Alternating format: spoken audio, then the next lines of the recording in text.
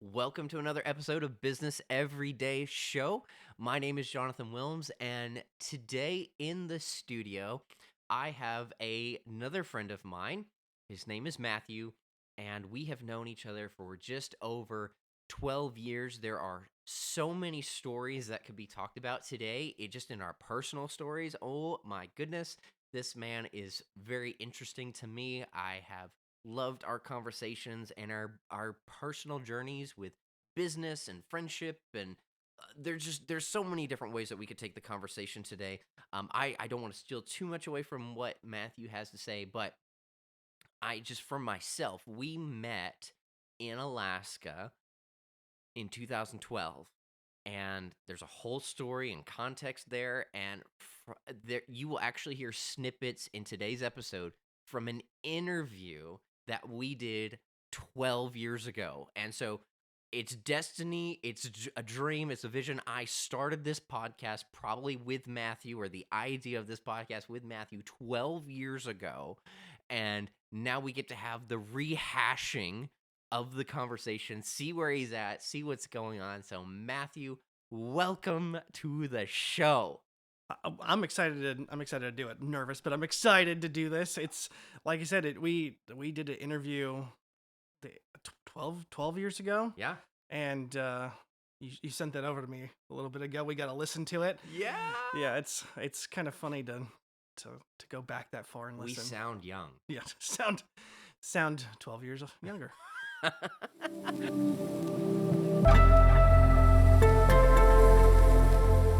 Good morning, I'm Jonathan Wilms, and today in the studios I have Matthew Gain, an Alaska Bible College student, as well as a commercial fisherman when it's in season. So, Matt, how long have you been commercial fishing? Well, I've been commercial fishing for 12 years now, I guess. I've been fishing since I was 8 years old, and I've put in at least 12 years. 12 years in commercial, 11 years in gill netting, and 1 year in set netting. What are the different kinds of commercial fishing that you could get into? Well, let me think. There's seining, there's gill netting, there's set netting. There's a bunch of different types.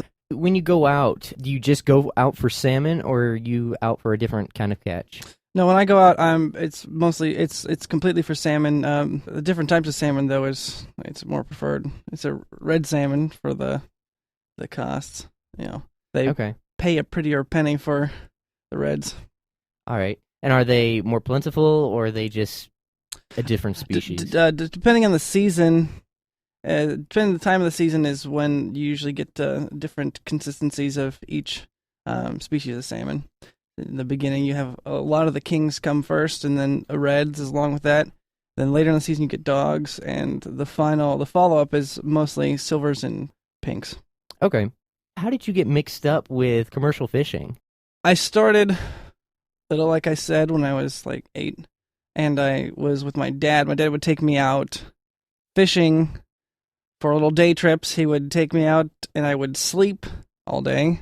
But Sounds like a pretty good deal. Yeah. He just wanted me to get acclimated to the lifestyle and try to get me out of being seasick at a young age, which didn't quite work. You know, he kept telling me, "Oh, if you keep getting seasick, you're gonna get over it. You're gonna get over it." And to this day, I get seasick.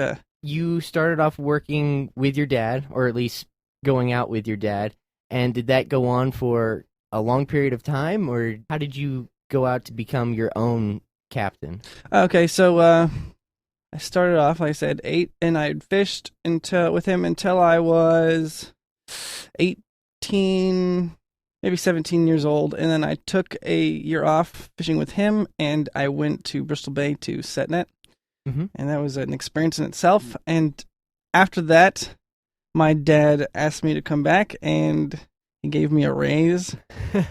And then I got my own boat. He gave me his old boat. Okay. And I purchased a permit.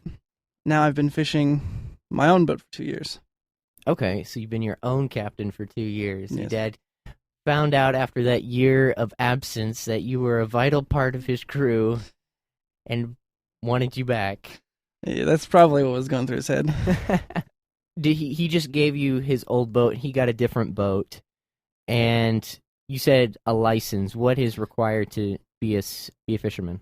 Okay, so the commercial fishing permit that each boat you're required to have a commercial fishing permit for your boat in order to fish commercially for salmon as a gill netter. Mm-hmm. I believe there's 500 permits out there, and it's a Wow. it's a one-time purchase, and it fluctuates depending on how good the seasons are. It's no set cost for the permits. You purchase that, and it's good for a lifetime. All you have to do is pay an annual cost for your permit. You said there's 500 out there. So does that mean fishermen sell their permits to other fishermen? Or how, if I was the 501st fisherman to be out there, I couldn't get a permit? Or is there an extra fee I would have to pay to get a 501st permit? No, there's only 500 permits, and that's as many as they allow. Okay. Before, if I'm not 100% sure on my history, but I do believe that before they actually instituted permits, it was just everyone would go out and fish. Once they decided that it needed to be regulated more, that's when they instituted the permits. And I think, if I can remember, that it was basically the number of boats that were active already. They kind of just set it at around that number. Okay. Now, if you were going to build your fishing business and you were going to be a captain and you happened upon multiple boats, could you hold that license and it work for multiple boats, or is it one license per boat? No, it's one license per boat, and I think if I understand it right, you're only allowed one permit per person. Okay.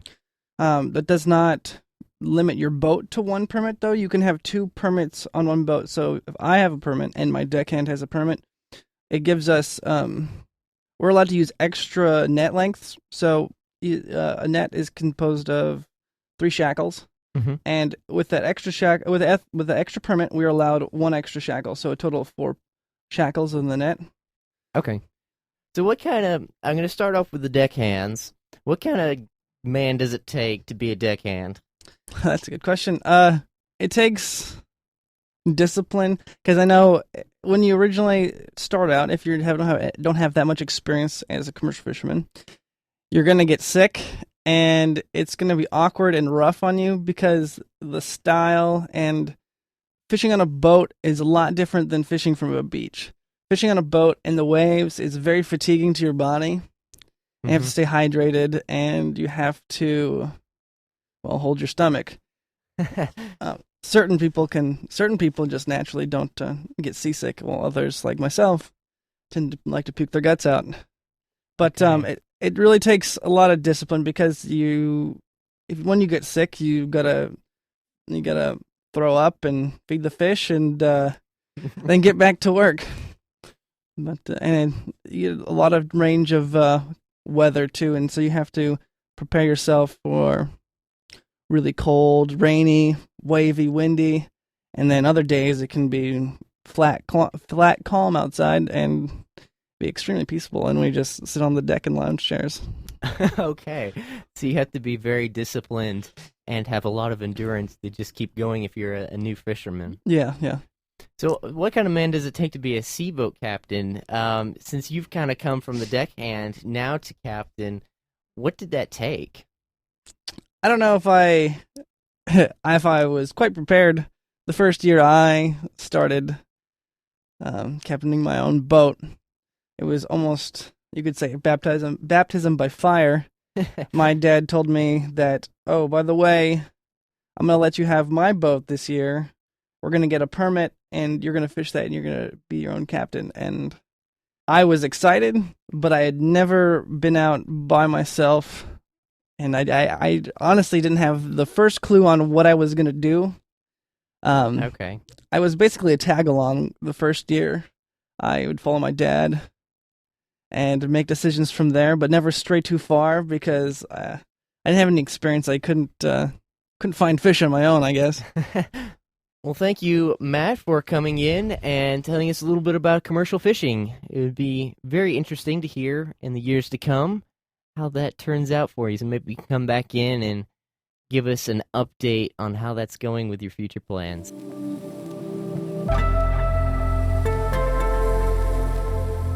Awesome. I'm super excited to have you here. Tell me a little bit about where you come from and kind of like your background with this industry. I know again some of the because of just so much of our conversations in our relationship, I have an insider perspective of how this whole story and narrative came about, but it's actually so interesting to me that this isn't just you, it's not just your dad, it's actually way grander than that, and it's a long time tradition almost in your family to participate in the fishing industry. So if you could give me some insight of like where did this begin in the Gain family and how has that converted into where we are today? Yeah, so my grandfather homesteaded in Alaska prior to statehood, and when he moved up here, he had to figure out, or when he moved up to Alaska, he had to figure out what he was going to do. So he picked up commercial fishing. And so he was a crab fisherman, and he did salmon fishing and halibut fishing and all the different types, as just as fitting into the homesteading lifestyle of self-sustaining, self-sustaining, and Yeah. that ended up bringing my dad into. So when my dad was young, he started fishing with my grandfather as well, and so from the age of 10, my dad fished with my grandfather every summer. Okay. Yep. My dad has fished every summer since he was 10 years old. Whoa. I believe that to be true. So it's the fishing is in the blood. It's in the blood. Yeah. So you guys almost probably have more seawater than you have blood in your veins. We probably have over 100 years of accumulated fishing. So when you were growing up, was it just a family expectation or wasn't even a question like I was going to be a commercial fisherman. I was going to be in this industry. That's just what we do. Did you even have that conversation or thought, or is this? It just was a pattern of like this is just what we do. Yeah, it wasn't a expressed expectation, but it was just it was a way of life, and so my family had always done that, and my dad did it, and I joined him. So at 10 years old, I was out there fishing with my dad as well. I don't know if it was. I don't think it was a verbalized expectation or anything, but it was my dad's doing it, and I'm gonna go spend the summer with my dad. After school in the summer, go spend the summers fishing. Yeah. And so it became a time that I got to spend with my dad in the summers. So from 10 years old until when you went out on your own, did you fish with only your dad and get that experience, or did you just like anybody and everybody that was had a fishing opportunity, you would go out and just learn from these broad experiences? Yeah, so I fished with my dad except for 1 year. I fished with my dad. So I fished with my dad from 10 years old up to 18, I believe. So 8 years with him. And then I went and tried a different fishery for 1 year in Bristol Bay, set netting. And that was with my uncle. And we did that for a year. Then I eventually came back and fished with my dad. So most of my fishing career has been with my dad, alongside my dad fishing. Okay, cool. And what happened? I'm prefacing the question because I kind of know, but we're letting our audience know of the background and history here. Is like, so at 18, you have this event transpire where you had the opportunity to go out on your own.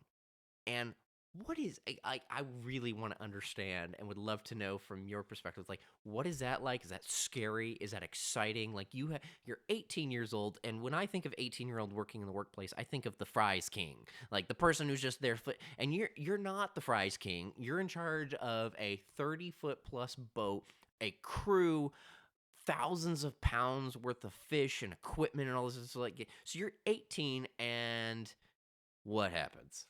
Yeah, so he was 18. It was right after high school. My dad decided it was a good opportunity we had to purchase another boat and another permit, and he had a small conversation with me, basically telling me, hey, I bought a boat and a new permit, and I'm going to have you captain a boat this next summer. Okay. Yeah, so that was exciting. I was very nervous. I was excited to get to do it, but I was nervous. I'm not a mechanically inclined person, and so I've just fished for my whole life. But operating a boat and being responsible for all the thing was new because I had never had to worry about that things fish with my dad. Right. So that became then my responsibility.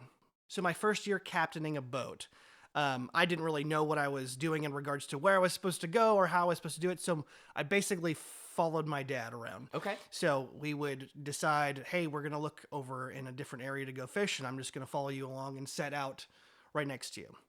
And we'll catch what we catch. So that was helpful. That was helpful for me because I just got to imitate my dad and observe how he's operating. But then from the perspective of being a boat captain, not just being a deckhand. Yeah. That was, I think, a big transition from deckhand to boat captain. So many more responsibilities being a captain. Yeah, as a deckhand, you kind of be oblivious to all the nuances of what has to be done in order to make the correct conditions to actually catch fish. And so I was getting exposed to that by just imitating my dad. So for context, you have captain and deckhands.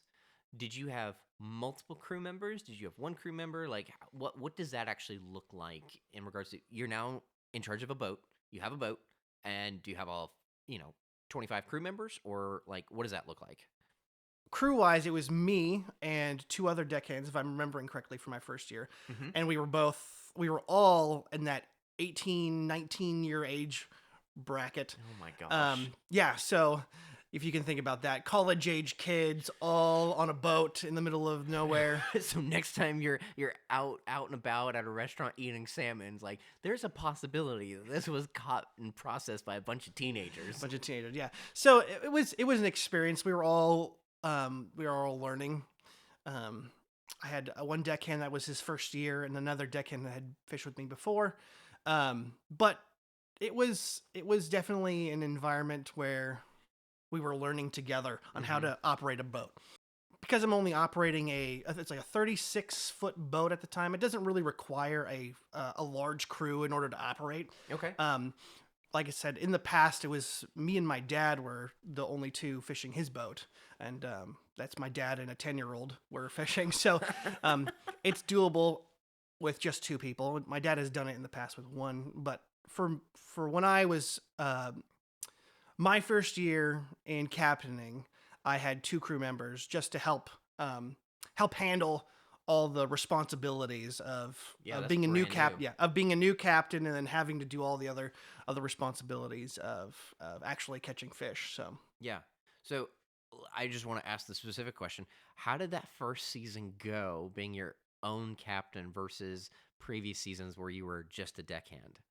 Did you comparatively catch as many fish as your dad as you were just being a tag along, or does it doesn't have as much to do with where you fish as much as it have to do with your operation and how you captain and your leadership skills and how fast you can do the picking and all those other stuff?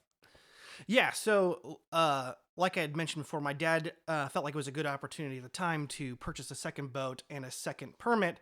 That lot had to do with the way the market was at the time. I believe there was a large earthquake in Japan that previous year that had wiped out a large portion of the Japanese fishing fleet. There was going to be a market issue with not having enough salmon being brought into the market because the Japanese market had been impacted by the tsunami and the earthquake.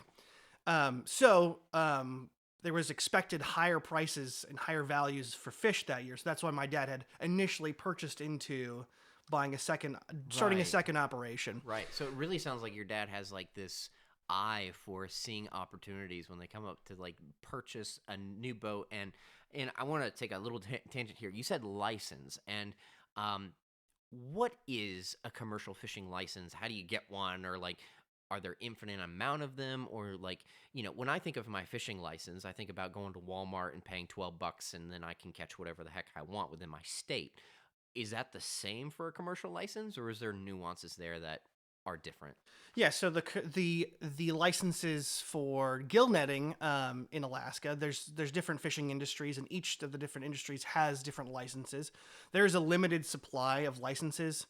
For gill netting, there's a pool of licenses, and once you've purchased your license, as long as you're maintaining the annual fees and whatnot, that stays with you for life. Okay. And you can choose to sell it or pass it on or however you want to do, but that one permit sticks with you for once you've purchased it until you've gotten rid of it. Wow. Okay. And so is there a fixed amount of licenses, or does the state just give out as many as are willing to pay? There's a fixed amount of licenses for each region, and the region I'm in, I think there was about 500 permits total. Okay. So it sounds like once you own a license, like one, that sounds like a really hefty investment, Yep. but two, like it's a limited supply thing. So if you aren't in the know and know somebody, or if you want to get into this industry, you really got to either work for somebody or you're going to be paying buku bucks in order to buy it off someone because there's only a limited supply. Yeah, I relate it to farming here in like the Midwest. Because it requires a lot of upfront capital investment in purchasing a permit and then having a boat. I mean, there's a lot of people that will lease permits and lease boats from other people. So that is an option. But there is a limited supply, and it does takes a lot of upfront capital investment to get started. Interesting. To operate. But so like with that being said, there's about roughly 500 permits, if I recall correctly, but that doesn't mean that there will be 500 boats fishing that year. A lot of the times there'll be half the fleet will actually participate in the run that season, and so it fluctuates. Like I said, once it's in your name, as long as you're maintaining the permit, then it will forever be with you. Mm-hmm. And about how many, I guess a best unit of measure would be pounds. How many pounds of fish are you catching with your boat and your two-man crew in a season? I know that definitely has to do with, how many are spawning and how many are coming in and coming out, all that good stuff. But like just for reference, like how many pounds are we talking about? Yeah, so my first year captaining my own boat was, like I said, my dad had the forethought and the understanding of the market, and also salmon kind of fluctuates on a cycle. Depending on how the previous years were.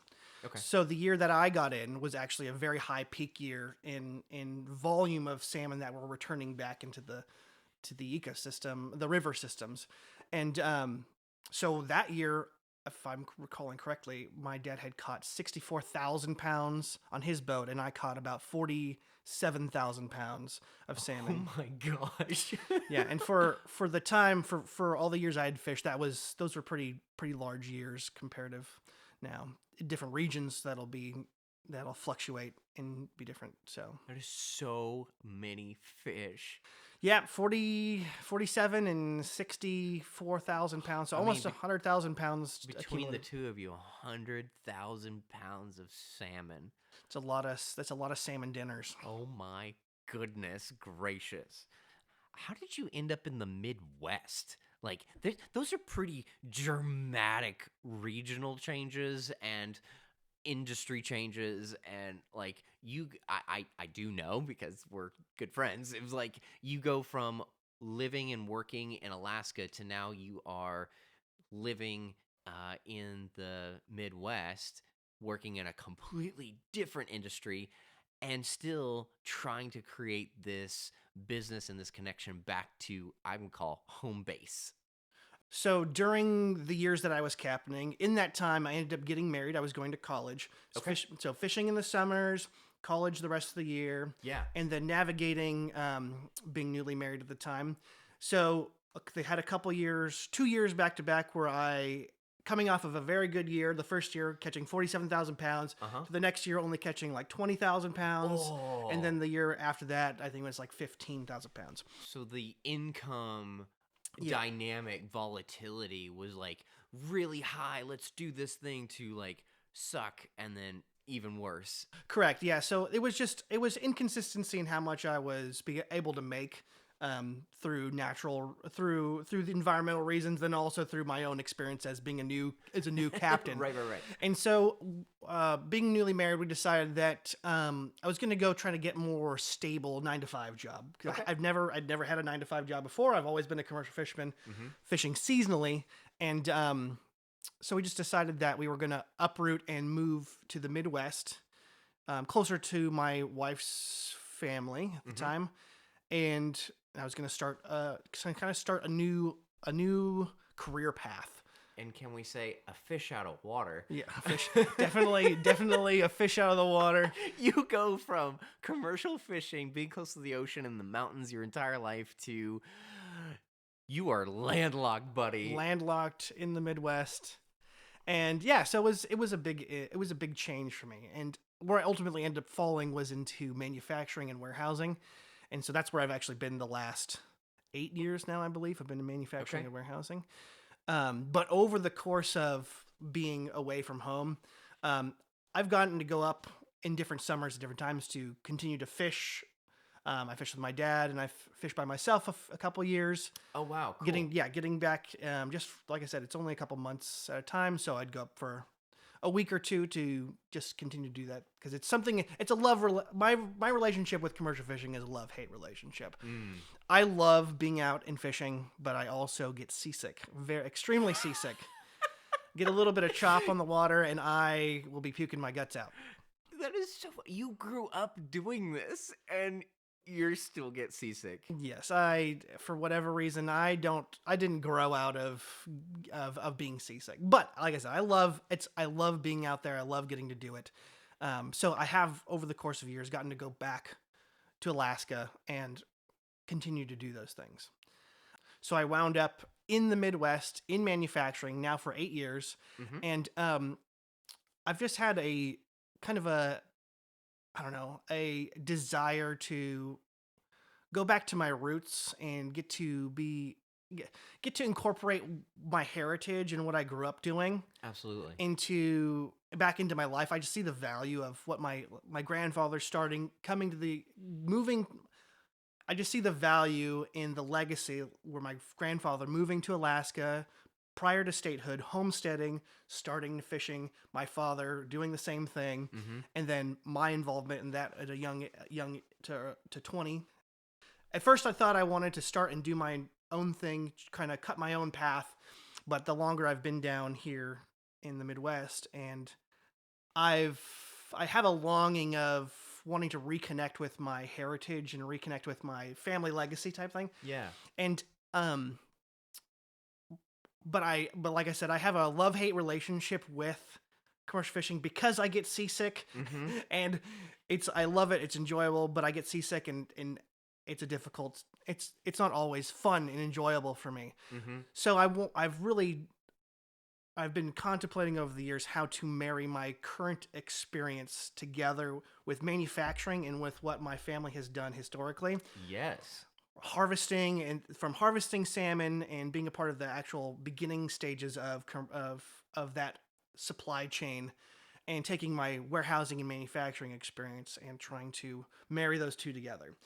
Like I said, I don't want to be a commercial fisherman for my whole life. That's not the profession I want to do, but I love the aspect of the family legacy that's where I've come from and what's been developing over generations.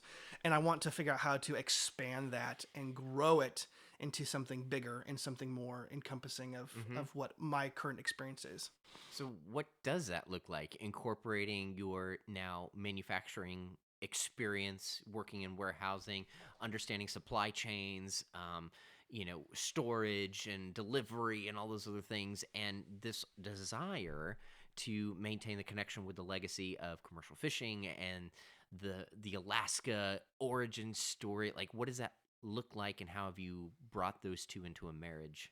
I've always been involved. My family's always been involved with the front end of this supply chain, and I want to figure out how to basically take what my family has done and gone direct to consumer or into a market, and starting to cut out all the middlemen of of that whole supply chain. That's really cool. I mean, and that's really a focal point in our Western culture right now. Is like, the whole farm to table movement, the being more natural, being more environmentally friendly. And so I just feel like what you are desiring to do and sneak peek have done is really that grander vision of where we as a culture and we as a people who are more mindful of where we source our food and things like that is what you really wanting to bring literally to the table. And so I know that you have started dabbling in this process, but tell me, what does that actually look like and what have you done to make that connection happen?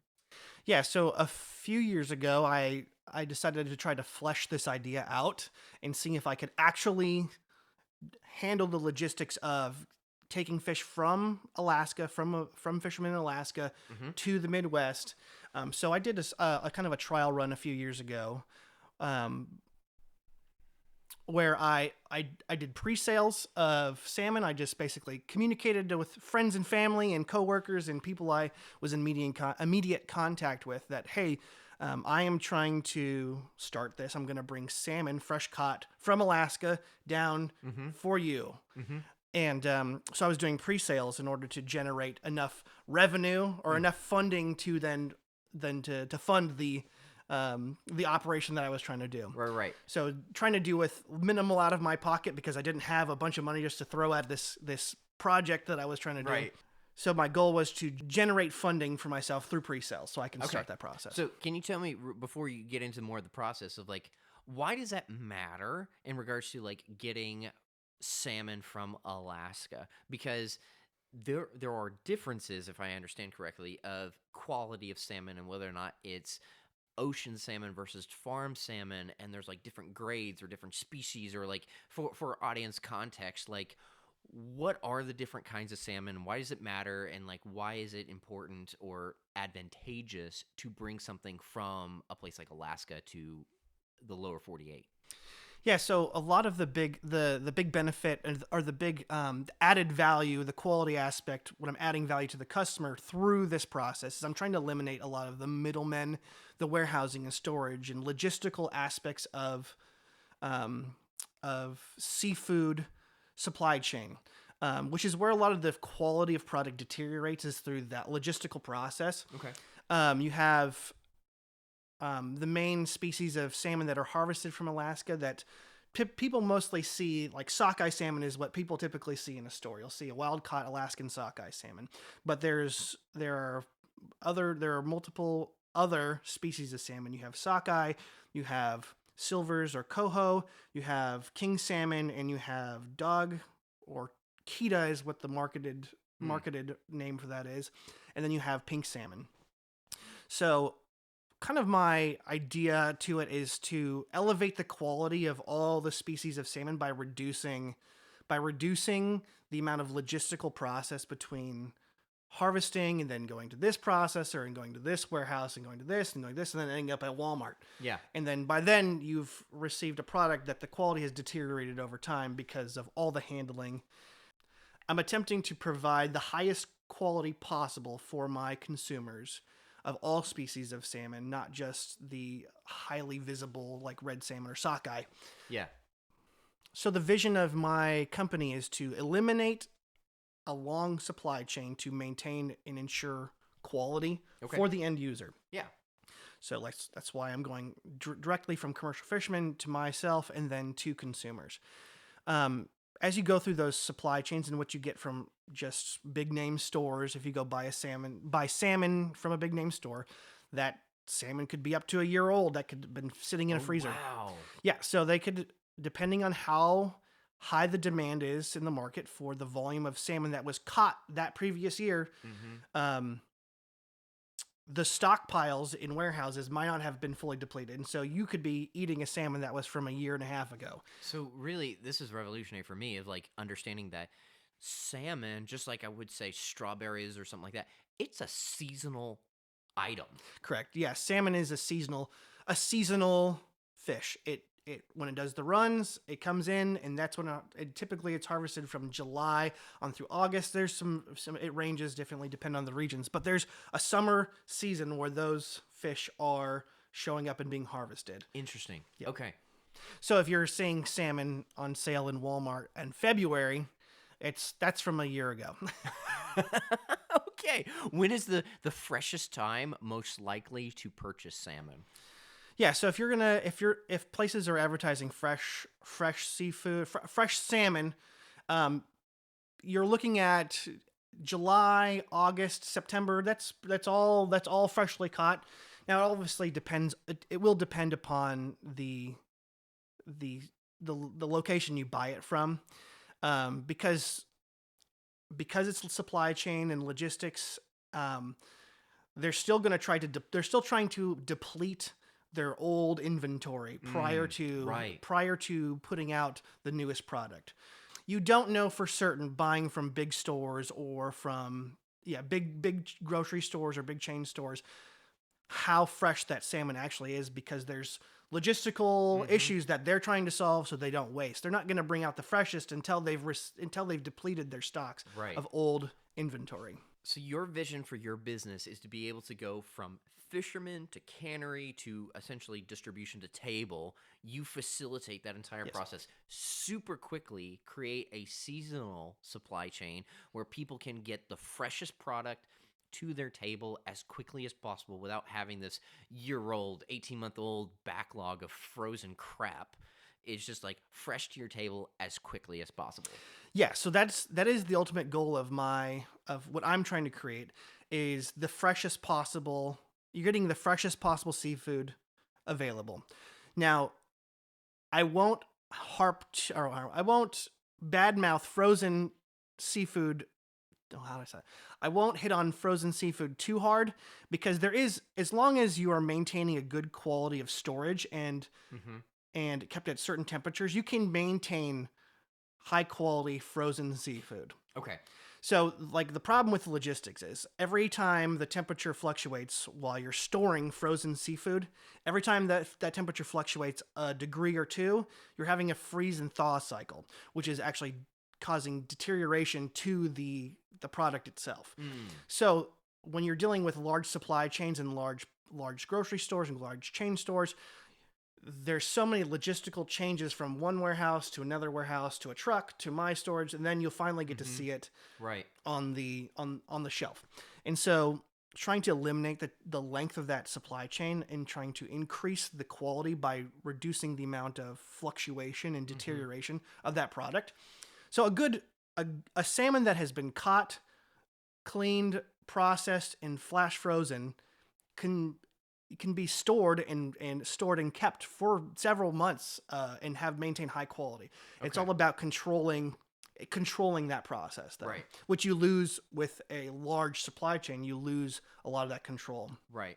So what did you do a couple of years ago to practically eliminate that long supply chain? Yeah, so when I did the kickoff, my trial run of this, I basically purchased salmon directly from a commercial fisherman. They had it processed and air freighted to me. Whoa. And then I distributed to my customers. So it was as fresh as you could possibly get it, being this far away. So they caught it, processed it, air freighted it, and I went out and made my deliveries. Oh my gosh. How many pounds did you distribute your first go at it? The first time I did it, I only did about 100 pounds I distributed. I had pre-sales for about 60, 70 pounds, and then I brought in 100. And as I recall, those were delicious fillets. Yes, they were. They were premium quality. Yes, and that's really how you can maintain the integrity of the product. By controlling the environment, you maintain the integrity of the product. Right. And so by shortening it, my goal is to directly from boat to table, instead of farm to table, you boat to table. Boat to table. By condensing that and having control over it, and then also being familiar with the front end process, then also now through manufacturing and logistics and warehousing, trying to maintain that integrity of the product is really the goal of what I'm trying to do. I want to educate my customers on seasons of different species of fish, just because you want to maintain that high quality. And so when people are expecting salmon all year, you can understand that this is what this is what it actually looks like. Mm-hmm. This salmon was caught between the months of July and August, Mm-hmm. and it has been kept in frozen storage for a certain amount of time. And so understanding that and just maintaining a high quality for a customer is kind of the goal. So it sounds like part of your mission with this business idea is educational, because even things that I didn't know is like me being, even if I bought a bulk supply of salmon from you in August or September, whenever that distribution is able to get here, me storing it myself in my deep freeze will even maintain a higher level of quality, because I can regulate, even the temperature fluctuations or how well that thing is able to stay at its current state without going through all these thaw cycles, and that will degrade the quality of the product. Yes, education is really the biggest barrier for a lot of people to purchase seafood. I mean, seafood for a lot of people in the Midwest and different areas that aren't familiar or aren't people that are not accustomed to having seafood in their diet regularly. I didn't grow up with seafood, yeah. It's a very big barrier to entry because people are intimidated by the product. Yeah. And so a big portion of what I'm going to have to do is educate my customers on why buying salmon from a large distributor or a large chain store isn't going to provide you the best quality, or this is how you make it, and this is why this is a premium. My product will speak for itself. My product has spoken for itself. I've had a lot of happy customers that said, this is completely different from what I've bought at the store. And so that's the heart of that. Educating customers to get them to commit to trying. Right. And once they've tried, you'll immediately recognize the difference in quality. And it's probably many people's experience, like my own, even, before I went to Alaska, like I had it once, and then I had this like terrible experience about it being too dry or tasted too fishy, or like I tried to cook it like a piece of chicken, which I don't cook well anyway. And then like I then consumed this product and like, this is horrible. Why would anybody actually want to do this? And then I never go back, and why would I order, salmon on a cedar from the restaurant if I'm just like, I'm not that experimental. Sorry. Like it's, I'm a pretty plain and bland person. And so then you, in order to make your business successful, will need to not only provide the highest quality product, which you are able to do, it is going to require this educational component. It's like, no, this is how you cook it. This is how you store it. This is what will affect the outcome of your product. Like there's a lot of details involved in making this business work. Yes, absolutely. And so in the regards to, it's educating the customer to get the confidence for them to try again. Usually if they've had a bad experience, like you've stated, having a bad experience, educating them on why it'll be different this next time, and then also helping them to prepare that in a good way. So it's a twofold with that aspect. And then in regards to storage, which I think is one of the issues with logistical storing and large chain stores of selling and holding salmon and seafood in general, because seafood really needs to be kept at -20 degrees. Whoa. Yeah, so it's not really just your refrigerator or your 31. freezer. Yeah, keeping it at 32 degrees is not really what is ideal for the product. It needs to be kept at like a -20 degrees and maintained within a degree. Because every time you fluctuate, you're experiencing degradation of the product. Whoa, it's almost like you're gonna have to get into the freezer industry and design and sell your own freezers.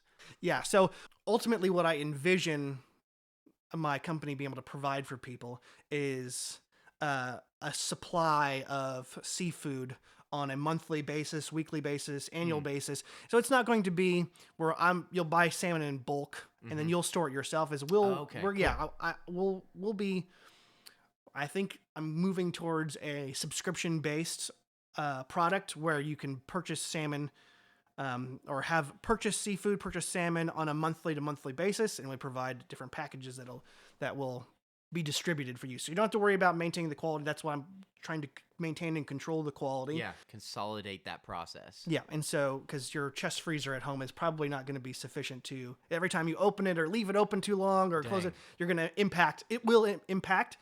And over a longer run, a few months, several months, it will degrade the quality of the product. Okay. So you had this initial run of distribution that you were able to go from boat to table a couple of years ago. Where has that gone in its business process from a couple of years ago to today? Like, where are you at and what are you doing?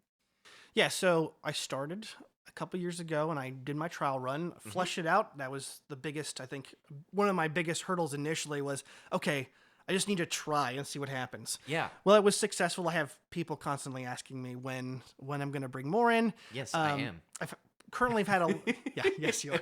That is correct. I've over the last couple of years had a lot of different life events that have kind of slowed me down from moving the process forward. It hasn't stopped me from thinking about it Yeah. all the time. I'm really excited for it, and now it's more of a matter of starting to flesh that out again. Okay. So I've spent a lot of time and thought on how I want it to look and what I want to do and kind of the vision of it. And this is kind of where we talked about, maintaining the integrity of the product and a high quality, controlling that supply chain. So I've had a lot of time to think about that process, and now it'll be the logistical aspect of getting it to my customers is what the last thing I'm working to figure out. Yeah. I take your story actually super encouraging from a business perspective because life does happen, and knowing a lot about your story and the things and the ups and the downs and the craziness that your life has involved, the vision of a business doesn't have to die. The pause to the practical, I am producing, I am manufacturing, I am creating an outcome that I desire may slow down or may stop or be put on pause, but like the heart of the business doesn't have to die. And I really want to like emphasize that with my guests and with my listeners, is that just because you have an idea that hasn't been fully developed yet doesn't mean that you're not, I mean, even dare I say, a business owner, because you own it in your heart. Like, you own this thing and you take responsibility for it. And I know through our, almost daily conversations that we talk about this business all the time. Now, eventually there does have to be the practical manifestations of it. Can't just be talk. Yes, the action items to move it forward. But there is an allowance for time, maturity. Like, the right business at the wrong time is the wrong business. Correct, yeah. And so it's taking the right business in the right time, not only socially, economically, spiritually, whatever the dynamics at play are. It's like, I have to be able to consummate on this business when the time is right. Because, I mean, one of the worst things, in my opinion, is if you tried to start something at the wrong time and then you just got burned out because of all these other dynamics at play. And then the idea, the dream dies with the hardship that life brings us. And so maybe the best thing at the time is just to put a pause on that dream or put a pause on that idea, because maybe it's not the right time yet. You got to, take care of your kids. You got to take care of your home. You got to take care of this. You got to take care of that. Like, there's so many other things involved than just creating a business. And, for you, I know it's been creating that steady income and taking care of your kids and doing all these other things, your health and all these other things going on, that it's important. Yeah. Business is important. It's a passion, but making sure that's the right time is also important.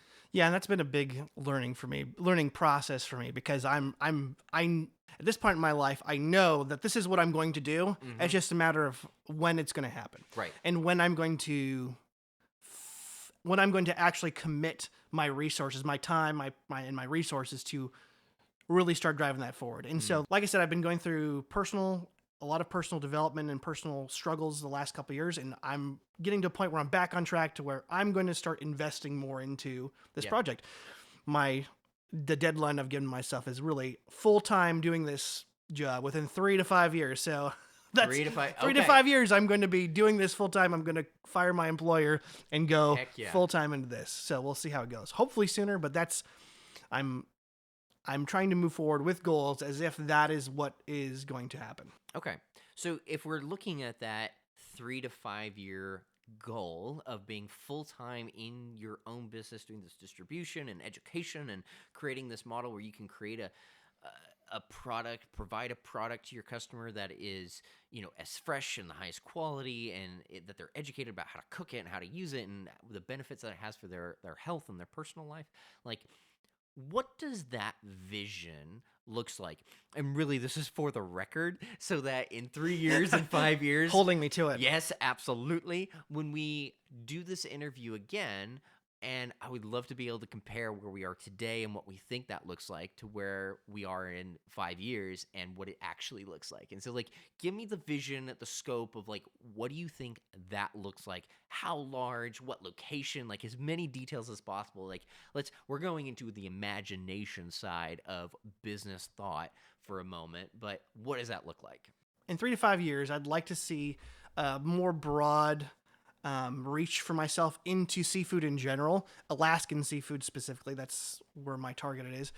Currently, I'm operating with salmon, and that's what I want to expand into a whole seasonal, year-long process of different types of seafood. What I really want that to look like is to be able to supply to people across the whole United States, whatever states you're in, and be able to provide you fresh, high-quality seafood. There's not going to be any physical locations in my current mindset of what it is. I might have product available in some local or different fish markets, but I don't know about having my own brick and mortar. Yeah. At this time, mostly going to be an online process, availability for people across all states. Okay. My vision for my company is to bring Alaskan culinary cuisine experience to everybody else and get to see that the high quality of seafood products from Alaska. And people, I think, have been had to settle for mediocre farm raised and old supply chain issue related product, and I really want them to get to experience the freshness, the taste of Alaska, if you will. And so I really want to bring that to everybody and make it available for everybody in any state in the United States. Maybe not quite globally in 3 to 5 years, but I want to make it available for everybody in the states within 3 to 5 years. Are there any components of that business that maintain that connection to that legacy component that we talked about earlier in the show, where you were talking about how, this kind of started with a vision from your grandfather, and then your dad took a hold of this vision. He tried to pass that on to you of, like, we do this as a family. It's our family business, our family culture. Like, does this perpetuate on generationally, or, like, do you have any vision on what that looks like? Yeah, I think the way I see the vision of this is I do want to create a legacy brand of, this is my family story, this is what we do, and I would like to create an environment now where, like I said, I'm not particularly keen on the idea of being a commercial fisherman my entire life, and I know that the rest of my legacy, I know that the rest of my family or my kids or other family members don't want to necessarily be commercial fishermen. So I really want to develop the whole process, and that gives more opportunity for preferences, or it gives more opportunity for people in my life, in my family, to be able to be involved with something instead of being on a boat catching fish. And that goes from digital marketing to sales to logistical stuff, and trying to move beyond the first singular step to the whole chain, the whole supply network. Very interesting. So how are you personally today working towards that 3 to 5 year goal vision? So what I'm actively trying to do today to achieve those 3 to 5 year goals is, it's a lot of phone calls and understanding how I'm going to get the product, how I'm going to maintain the product, and how I'm going to achieve that high quality and maintain that integrity. So it's a lot of phone calls and how I'm going to control the processes and how I'm going to distribute it to my customers as my biggest roadblock currently. Okay. Because I want to maintain the integrity. That's my thing. I don't want to just start trying to do these things and get somebody. I got somebody fish, but because it went through a bad process, it's not as the quality that I want. I want it to be quality from the beginning. And so right now it's a lot of phone calls with a lot of determining how this process is going to flesh out and get to my customer. I know that I'm able to do it. Like with my trial run, I was able to flesh out the process. Now I just want to maintain, I want to make sure that it's scalable and that I'm not going to compromise the integrity as I scale. Right. And so that's the biggest thing for me right now is understanding how to maintain integrity of product as I try to scale it up to Okay. make it give me the ability to do it full time. I have to have some sort of scale, but then I have to maintain quality through that scaling. Mm-hmm. So through your experience of manufacturing, distribution, supply chains, all that other stuff, and bringing that into the family business of the fish industry, is there any sort of wisdom, key points of advice that you were like, if someone's trying to get into the distribution, manufacturing business, that industry, is there insights that you've picked up along the way that you're just like, oh, these 2-3 points, they're like absolutely key to keep in mind for anybody in the manufacturing, distribution, wholesaling, whatever industry? Yeah, I think the key points that I would give are more mindset. And you've got to be able to ask questions. You've Okay. got to be able to ask questions, even though I've been involved with seafood and the commercial fishing aspect of this process. I don't know anything about marketing and getting to consumers and things like that. So these are all things that I'm having to ask questions and learn about logistics for seafood. And then just taking the steps to do it, making actionable items, Yep. which was my biggest hurdle to begin with. Taking that action, I'm going to purchase this and I'm going to figure out how to do it. Right. So, asking questions, taking actionable steps, I think are the two biggest points. Those are really the only things that have been holding me back is making phone calls and taking actionable steps to actually do it. I get to have a tendency to overthink, and so that would be another point. Don't overthink it. You have to try to flesh it out. I spend a lot of time overthinking and thinking about all the possible failure modes and all different things like that and why it's not going to work or how it's not going to work, or I don't have a full understanding. And that has held me back in the past for me to take the steps I need to get where I want to go. So I want to drill into the little mindset a bit for a second, into the mindset of Matt, and like, so you have the tendency of analysis and overthinking and stuff like that, and then but that iteration and actually putting action steps in place are what produce the results and create the ability to ask better questions, because it's like, oh, I didn't know I needed to ask that. And like, Correct. what is that barrier in between analysis and iteration? The barrier for me has always been the fear of looking stupid or sounding stupid.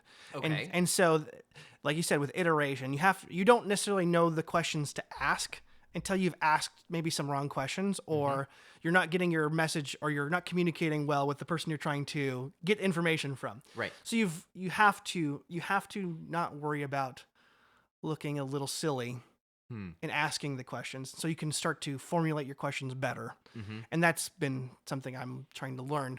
Like I said, I have years of experience as a fisherman, but not any experience in the seafood industry of the logistical aspects. Right. So I have the knowledge in regards to what I currently do in my work for logistics, but nothing to do with the seafood industry. And so it's about asking those questions and not taking yourself too serious, and that you're the expert and you're trying to just find out what you need to find out to make those steps. While asking those questions, have you been met with mockery and people just like, "Ah, you don't know what you're talking about. I don't even want to speak with you or help you try and answer that question"? No, I haven't been met with any of that. I get some blank stares a little bit because I don't think my message is getting come across. They're trying to, and so I have to rephrase or I have to articulate in a different way. Right. But I've never been like, that's ridiculous. I don't know. You're way over your depth. We're not going to talk to you. I haven't had any of those experiences. I've actually had a lot of help in a lot of different things, is saying, hey, I don't know what I'm supposed to ask. Yeah. What do I need to know? Right. And surprisingly, and I say that because of just my own fear, people tend to give you answers. Yeah. And honestly, that's been my experience as well in the different things that I have sought out to accomplish, is that I have this, between an analysis and iteration, is I have this roadblock in my mind saying that I'm going to look like a fool. People are going to mock me. People are going to tell me I'm stupid. And honestly, I have never been met with that. I have been met with people that are just like myself, and way smarter that just say, dude, like, let me help you out. This is actually the question that you should be asking and the language that you should be using. So when you ask it again, people know what you're talking about. And I've actually been met with these really helpful people because I think it's a lie that maybe we even tell ourselves that other people, other humans don't have time for us or are going to mock us, that they're going to try and get in our way and stuff like that. And it's like completely untrue. I think the common experience by most human beings, at least in the West, is that people are helpful. People want to see you succeed and desire, because I think at the inner core of our being, so we all want to be there. We all want to have that dream fulfilled. We all want to have that experience in success. And to see someone actually asking the questions, I think is like, we actually are like drawn to that. And it's like, oh no, we want to promote that. We want to help it. We want to see it succeed. Like, how courageous of that person. And yet I still tell myself that I'm going to be met with ridicule and mockery. And it's so interesting to me, the psychology of the business mindset of, okay, once a person really is able to say, this is my analysis, this is what it looks like to iterate in this process, the roadblock is me. It's my mindset, it's my internal narrative, and it's wrong. Once I can realize that it's wrong, then I can just put it on the shelf, and then like stuff just happens. Like I am constantly surprised around the quickness of how fast something can come into formation versus my analysis and my thinking and my limited belief system. Yeah, I think we often trip ourselves up a lot, and we could make a lot more progress if we didn't get in our own way and make our own mental hurdles that we have to jump over. People have, like I said, I've run into a lot of help. In the most resistance I've had when trying to get the answers, trying to figure out how to develop this and asking questions of people is mostly, we're not able to work with you because you're too small of a scale currently. That's basically how a lot of my conversations have been. It's in small scale. So it's not like rejection and you're ridiculous. They just we like what it sounds like a really cool idea, but right now it's just not, it doesn't fit what we're doing. You just need to be a little bigger and then we can play together. But then you follow up with the questions. Well, do you have any idea where I can go? Is there any other person? You have a competitor that you want to send me to, or is there someone you want to, is there someone that you know that you can direct me to that might be able to handle what my scale of what I'm doing currently? Yeah. So to create a focal point of past, present, and future, what is something that you would tell your past self that you wish that person getting started on the forefront of this industry would have known? And then what do you hope to tell your future self, if that makes sense? Of like, what is a piece of wisdom that you could tell somebody who might be considering this industry or a manufacturing or distribution type model, like something that you can tell them? And then what is the hope, dream, goal, like almost speaking it out into the ether, like what is it going to be talking to your future self? The message I would give to my past self is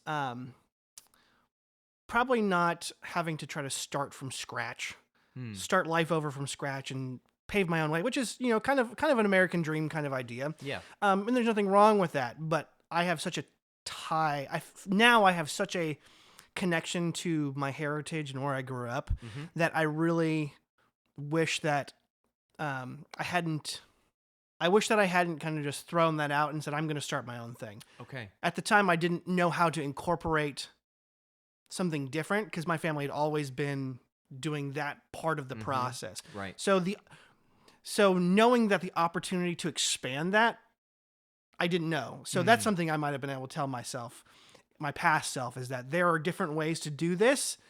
That's your own way, but also maintaining and building upon a legacy that's already been started. Yeah. You don't have to start from the ground up. You can start in a different area and start on the foundation of a legacy that different going generations. From like narrow mindset of like, oh, I'm either commercial fisherman or I'm not. Yeah. Versus expanding the opportunity, growing the pie, and just being like, no, this has actually the key elements that I really, really enjoy and want to stay connected to from the legacy component, but it doesn't manifest looking this particular way. Yeah, knowing that knowing that my past, or knowing that all you had to do is maybe look at it in a different way. But sometimes it does require you going and doing something else to be able to get a different perspective. Right. Or or getting the advice of mentors and different people, or this podcast. Need to plug there. Thanks. Getting the different perspective, being able to look at what you're doing in a different perspective, because when we're in the middle of what we're doing, we tend to be tunnel vision and looking at our problem and not being able to step away and look at a different perspective. My current self, what I need to tell my current self, is I need to make some phone calls and I need to do some actionable steps. It's really my what I need to tell myself continually today is take those actionable steps, make a plan, set some goals, do them. Yeah. Whether that's phone calls or setting up a website or talking to a web developer, a marketing person, call somebody, ask some questions, make some steps. That's my biggest hurdle. I totally agree that it's so much scarier to press the call button than it is to be on the phone call. Yes. Like, it's really not that bad once I'm actually in it, but the initial, like, startup energy that's required to just push that button and have that conversation is so hard. Yeah, I'm always trying to think of a pre-script that I gotta make this phone call, and then I have this script in my head that I'm trying to do. And what I've started to learn is just pressing that call button and saying, this is who I am, this is what I'm trying to do. I'm looking for some help. Right. And that's usually the best way for me to start getting these conversations going. I don't know exactly what I need to ask you, but this is what I'm trying to do. And then go from there.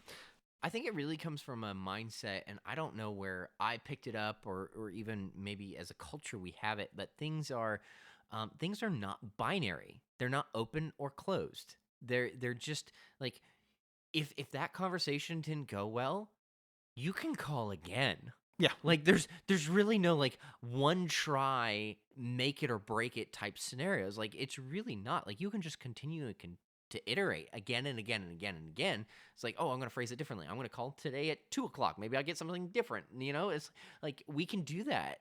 And I think I tell myself so often that I can't. And that's really unfortunate. Yeah, I've kind of had that narrative too. It's like, once I make this phone call and if I get rejected, then that's the last time I'm going to get that opportunity. And it's not true. So high stakes for every small decision that we make that really is small. Yeah. Like, it's really not that high stakes pretty much ever. Yeah, I think it's when you're putting yourself out there, that vulnerable state, you put a lot of weight on it, and you're like, if I'm gonna get rejected, they're not gonna want to help, and then I've lost this opportunity. I gotta find another person. Yeah, it's like, here's my vision, baby. Don't hurt it. Yeah. So that's my biggest for my current self, is making those actionable items and just doing it and not being worried about how I look or how I feel about it. Just do it. Yeah. So the message I would tell my future self is to just, I think, maintain the legacy mindset. As I don't want to move away from that. I think that's what's really drawn me back into wanting to get into seafood and salmon and my legacy. Yeah.